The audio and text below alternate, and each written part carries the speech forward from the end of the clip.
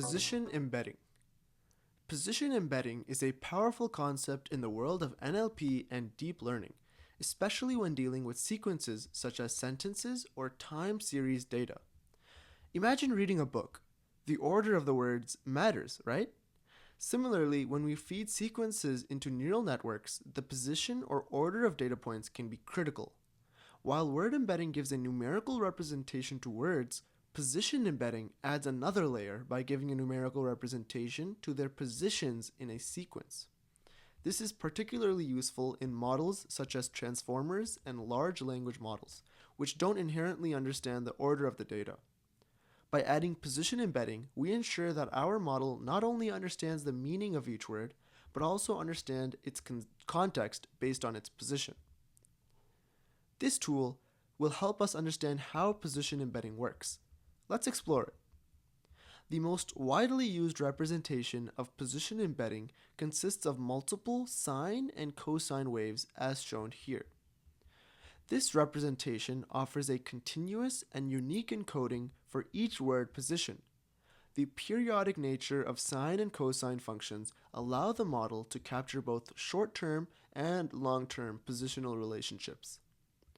This sine and cosine representation is modeled using attributes like embedding dimension d, frequency factor n, and sequence length L, which are all shown here. And we will be explaining these in a little bit. Here is the formula to calculate the sine and cosine values. We use these values of p, n, and d to calculate the sine and cosine values.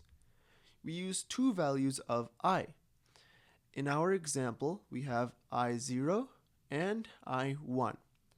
We start with I equals 0 and calculate sine, and we call it sine 0, which is plotted here in this blue line. Then we calculate cosine for I equals 0 and call it cosine 0, which is plotted here in this orange line.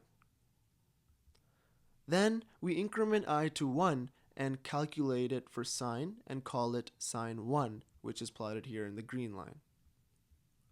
And that's it. We haven't shown cosine 1 for simplicity purposes. So we've covered all three dimensions of the embedding space. The x-axis of this frequency plot is the position p of a token or word. This value starts from 0 and goes up to the sequence length L. The overall position embedding value of a token or word is the net value of these sine and cosine components. This net or overall positioning embedding or value of a word can also be represented as a 3D scatter chart as shown here below. So this right here is the positional embedding when a word is at position 0. Here is the position embedding of a word when it is at position 1, and so on. As we know, each word has a token embedding, which we discussed in a previous section, and that is shown with this red dot here. Now, think of position embedding of the word as a spiral around the token embedding for its various positions in a sentence. In other words, just like a token or word is represented by a vector in the token or word embedding space, the position of the token is represented by some vectors in its position embedding space. The dimensions of this embedding space is given here as a fixed value of 3 right here. The next attribute in position embedding is the frequency factor, or n, which is right here. The frequency factor plays a pivotal role in determining the oscillation rate of the sine and cosine functions used for embedding. Essentially, it influences how rapidly or slowly the sine and cosine values change for consecutive positions in the sequence. For a three-dimensional position embedding, this affects the component sine 1 only. Let's change this attribute, so I'll increment it. And please note the changing behavior in the frequency and 3D scatter plot. Now I'll bring it back down. The next attribute in position embedding is the sequence length L, which is right here. This attribute refers to the total number of tokens or data points in a given sequence, such as the number of words in a sentence or values in a time series. As L increases, more positions are fed into the sine and cosine functions, leading to a broader span of oscillations. In the context of the 3D scatter chart, a longer L results in more dots plotted, extending the spiral pattern. Let's change this value from 20 to 27, and let's observe how it's changing both of these. So as I'm incrementing, we can see that there are more dots added to the scatter plots, and for the sine and cosine functions, we see there's a broader span of oscillations. Now I'll bring it down, and the same thing is happening in reverse. Those extra dots or points are being removed, and the oscillations are being shortened.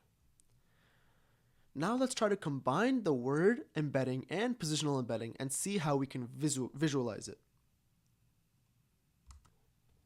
This is one of many ways we can visualize the combined embedding in 3D space. Here, let's assume that the word boy, when it occurs at the start of the sequence, has this circle right here. And this is a word embedding vector with its 3 dimensions along the gender, age, and royalty axes. As the position of the word changes from the beginning through until the end of the sequence, its meaning changes, and so does its embedding vector components, forming a spiral pattern as modeled in this simulation. For higher embedding dimensions, more than 3D, the word embedding and the position embedding becomes vectors and motions in a hyperspace, visualization of which is only mathematically possible and not physically. This covers how this tool helps us understand how position embedding works. Please feel free to play with this tool by changing the various attributes of the position embedding formula and observing the frequency and 3D scatter plots.